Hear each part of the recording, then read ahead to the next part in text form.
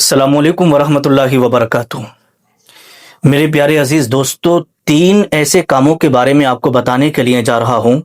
अगर कोई बंदा इन तीन कामों को करना शुरू कर देना तो उसके पास कभी दौलत की कमी नहीं रहेगी, उसके पास कभी पैसों की कमी नहीं रहेगी, उसके पास कभी यूं समझिएगा कि दौलत की कमी नहीं रहेगी। अब आइएगा वो तीन काम कौन कौन से हैं, हदीस पाक की रोशनी में आपकी खिदमत में रखने के लिए जा रहा हूं। देखिएगा, सबसे पहला अमल, सबसे पहला काम यह है नमाज की पाबंदी।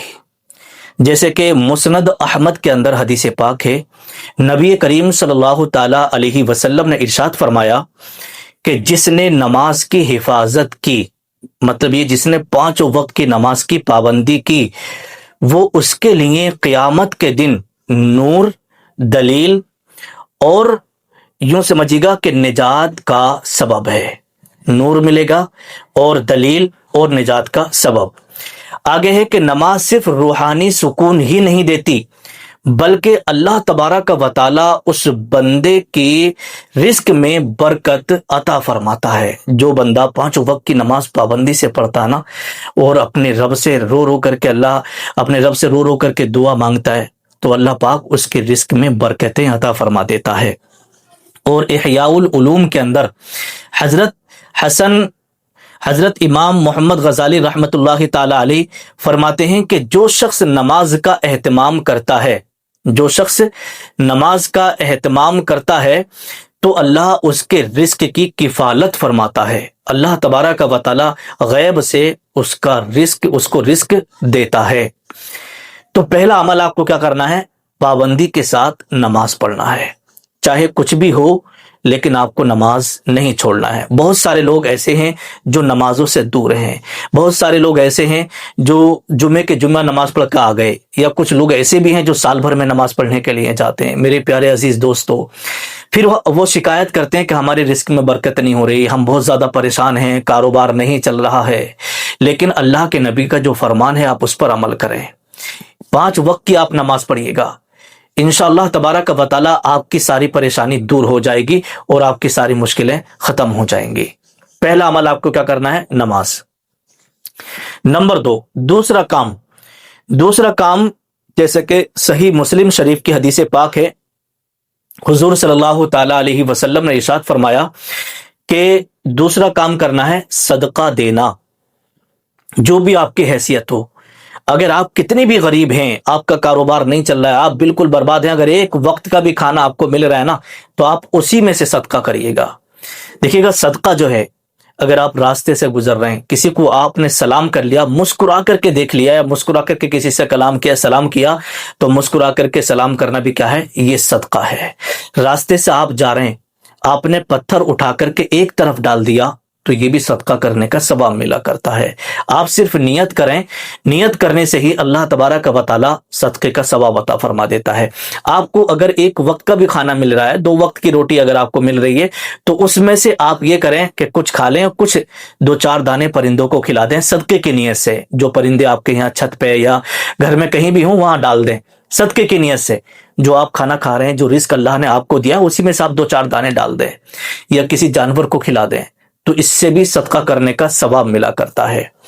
और हदीस पाक के अंदर आता है, आका ने फरमाया कि जो शख्स सदका करता है तो उसके माल में कमी नहीं आती है, बल्कि उसके माल में और ज्यादा इजाफा हो जाता है। अल्लाह तबारक व तआला बरकतें फरमा देता है, और ऐसी बरकतें फरमा देता है कि दिन ब दिन उसका माल बढ़ने लगता है और वो अमीर होने लगता है। और सदका करने से बड़ी बड़ी जो आने वाली मुसीबत होती है ना, वो भी टल जाती हैं। और जिस मुसीबत में बंदा चल रहा है, जिस परेशानी में बंदा फंसा हुआ चल रहा है, अगर सदका कर दिया तो उस परेशानी को भी सदका क्या है, खत्म कर देता है। सदके से वो परेशानी भी खत्म हो जाती है। तो इसलिए जितने भी हमारे इस्लामी भाई हैं या इस्लामी बहनें हैं, तो वो ये ना सोचें कि हम 1000, 2000 या 150 रुपए का ही हम सदका करें, बल्कि जो खाना आप खा रहे हैं ना, उसी में से आप कुछ दाने परिंदों को खिला दें, जानवरों को खिला दें, जो आप खाने के लिए आपने बनाया है। تو سمجھو آپ کی طرف سے صدقہ ادا ہو گیا۔ اللہ تبارک و تعالیٰ آپ کا مال نہیں، آپ کی نیتوں کو دیکھتا ہے۔ اگر ہماری نیت خالص ہے نا، اور اللہ نے وہی 2-4 دانے ہمارے قبول کر لیے اپنی پاک بارگاہ میں، جو آپ نے صدقہ کیے ہیں، پرندوں کو کھلائے نا، تو سمجھو آپ کا بیڑا پار ہو گیا، آپ کی مشکلیں ختم ہو جائیں گی، آپ کی پریشانیاں ختم ہو جائیں گی۔ تو جو ہمارے اسلامی بھائی اسلامی بہن ہماری ویڈیو دیکھ رہے ہیں نا، تو وہ آج سے پکا ارادہ کریں، حضرت انشاءاللہ تبارک و تعالی جب بھی ہم کچھ کھائیں گے یا بنائیں گے تو پرندوں کو چھت کے اوپر یا کہیں بھی صدقہ ضرور کیا کریں گے۔ آپ کریے تو دیکھیے گا پھر آپ کے گھر کے اندر کیسی خوشحالی آتی ہے۔ آپ عمل کریں، صدقہ کریں۔ اور آگے حضور صلی اللہ تعالی علیہ وسلم نے ارشاد فرمایا کہ یہ صدقہ کرنا جو ہے نا، یہ بری موت سے بچاتا ہے، بری موت سے حفاظت کرتا ہے۔ جیسے کسی کا ایکسیڈنٹ ہو گیا، کسی کو مار کے جو ہے گٹر میں ڈال دیا، کسی کو نالی میں بہا دیا، کوئی ندی میں، مطلب جو بری موتیں ہوتی ہیں نا، اس بری موت سے یہ صدقہ حفاظت فرماتا ہے، اور اللہ تبارک و تعالیٰ کے غضب کو ٹھنڈا کرتا ہے، اور موت کی سختی کو آسان فرماتا ہے۔ اور صدقہ کرنے سے رزق میں برکتیں ہوتی ہیں، انسان امیر ہوتا ہے، مال گھٹتا نہیں ہے بلکہ بڑھ جاتا ہے۔ تو صحیح مسلم شریف کی حدیث پاک ہے، آقا نے فرمایا کہ صدقہ دینے سے مال میں کمی نہیں آتی بلکہ مال میں اضافہ ہو جاتا ہے۔ یعنی اگر کوئی یہ سمجھے کہ صدقہ دینے سے مال کم ہوگا تو وہ غلط سوچتا ہے، کیونکہ صدقہ دراصل مال کو بڑھاتا ہے۔ احیاء العلوم جلد نمبر 2 میں حضرت امام محمد غزالی رحمۃ اللہ تعالی علیہ فرماتے ہیں، صدقہ دینا رزق کو کھینچ لاتا ہے، مطلب یہ ہے کہ روزی بڑھتی ہے اور مصیبتوں کو دور کر دیتا ہے۔ تو ناظرین، اگر آپ روزانہ یا ہفتے میں یا معمول کے مطابق اللہ کی راہ میں کچھ نہ کچھ صدقہ کرتے رہیں تو انشاءاللہ تبارک و تعالی کبھی بھی آپ کے رزق میں کمی نہ ہوگی، آپ کے رزق میں کبھی تنگی نہیں آئے گی۔ تو یہ 2 کام ہو گئے۔ تیسرا کام کیا کرنا ہے وہ آپ بڑے دھیان سے سنیں۔ تیسرے کام کے بارے میں سنن ابو داؤد شریف کے اندر حدیث پاک ہے، اللہ کے نبی صلی اللہ تعالی علیہ وسلم نے ارشاد فرمایا کہ صبح آپ جیسے 5 وقت کی نماز کی آپ پابندی کر رہے ہیں، اور جب آپ فجر کی نماز پڑھیں تو فجر کی نماز پڑھنے کے بعد آپ اپنے لیے رزق میں برکت کی دعا ضرور مانگیں، دعا ضرور مانگیں، اے اللہ میرے کاروبار میں، میرے رزق میں برکتیں عطا فرما دے۔ تو صبح کے وقت میں جو ہے نا روزی تقسیم ہوتی ہے، اور جب روزی تقسیم ہوتی ہے اور کوئی بندہ دعا مانگ رہا ہوتا ہے نا، تو اللہ تبارک و تعالیٰ اس کی دعا کو قبول فرماتا ہے، اسے روزی سے نواز دیتا ہے، اس کا بیڑا پار ہو جاتا ہے۔ کیوں؟ اس لیے ابو داؤد شریف کے اندر حدیث پاک ہے، اللہ کے نبی نے یہ دعا مانگی، اے اللہ میری امت کے لیے صبح کے وقت میں برکتیں عطا فرماتے۔ کیا دعا مانگی اللہ کے نبی نے؟ کہ صبح کے وقت میں برکتیں عطا فرما۔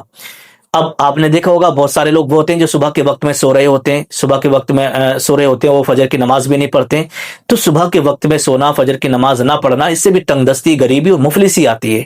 تو اس لیے آپ فجر کے وقت میں اٹھیں، نماز پڑھیں اور اپنے لیے دعا کریں، اور اپنے کاموں کاج کے لیے، روزی روٹی کے لیے گھر سے نکلیں، پھر دیکھیے گا آپ کتنی جلدی آگے بڑھتے ہوئے نظر آئیں گے۔ تو لکھا ہے کہ جو شخص صبح سویرے رزق کی تلاش میں نکلتا ہے یا دعا کرتا ہے تو اللہ تعالیٰ اس کے رزق میں برکت عطا فرماتا ہے۔